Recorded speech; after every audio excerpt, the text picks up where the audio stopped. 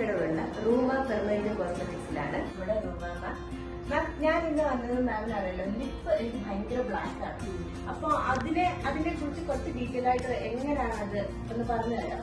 നമുക്കിപ്പോ lip dark ആയിട്ടിരിക്കുന്നത് എന്ത് ചെയ്യണമെന്ന് അറിയാതെ പലർക്കും ചിലർ പോയി ലേസിൽ ചെയ്യാറുണ്ട്, പിന്നെ അതുപോലെ ഫിനിഷ് ടാക്കിംഗ് ചെയ്യാറുണ്ട്.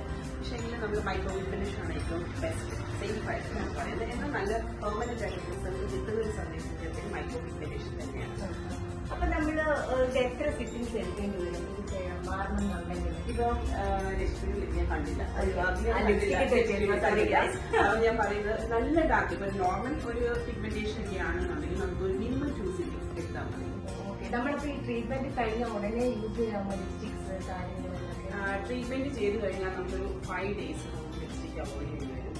ഇതിന്റെ ഡാർക്ക് ഷെയ്ഡ് മാറും മാത്രമേ ഉള്ളൂ, ഇതിന്റെ ഷെയ്ഡിൽ ഒരു വ്യത്യാസം വരുന്നില്ല.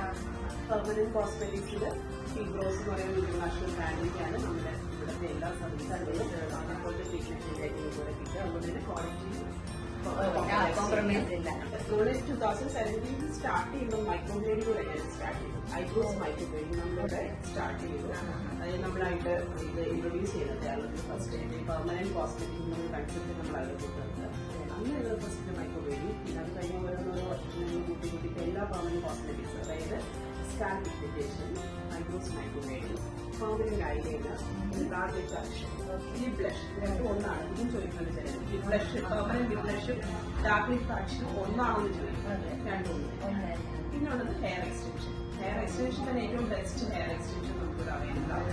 അതായത് LW എക്സ്റ്റൻഷൻ എന്ന് പറയുന്ന എക്സ്റ്റൻഷൻ, മൈക്രോവേവ് നാനോ, എന്ത് നല്ലൊരു സംഭവം വന്നാലും ഞങ്ങൾ അതിലൂടെ ഷോറാണ്. നിങ്ങൾ ഞങ്ങളുടെ പേജ് എടുത്ത് നോക്കിയാൽ മനസ്സിലായി ഏത് ഇതിലാണ് നിങ്ങളൊക്കെ സ്റ്റാർട്ട് ചെയ്തത്. ഇപ്പം പറഞ്ഞല്ലോ ഹെയർ എക്സ്റ്റൻഷനെ കുറിച്ചിട്ട്. ഈ ഹെയർ എക്സ്റ്റൻഷൻ എങ്ങനെ പെർമനന്റ് ആണോ? പെർമനന്റ് അല്ല, നമ്മളൊരു every 3 to 4 months കൂടുമ്പോൾ നമ്മളിത് റീസർവീസ് ചെയ്യണം. അതായത് കുറച്ചൊന്ന് ഇറങ്ങി വരും, അങ്ങനെയൊക്കെയുള്ള കാര്യങ്ങളൊക്കെ ഉണ്ട്. പക്ഷേ എല്ലാ മറ്റു ലെഫ്റ്റ് എക്സ്റ്റൻഷൻ നമ്മളിവിടെ ചെയ്യും. അതായത് 3 to 4 months വരെ അപ്പൊ ഓക്കെയാണ്, ഗ്യാരണ്ടി ആണ്. നമ്മുടെ ഹെയർ വാഷ് ചെയ്യാം, ഷാമ്പു എന്ത് വേണമെങ്കിലും ചെയ്യാം, ഏത് രീതിയിലുള്ള സ്റ്റൈൽ ചെയ്യാം.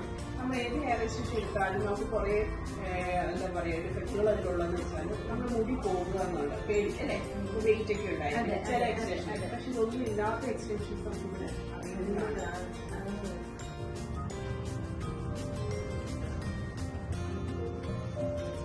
ഇപ്പൊ നല്ല ഡാർക്കാണ്, മുകളിൽ അപ്പർ ലിപ്പ് പ്രത്യേകിച്ച് ഡാർക്ക്.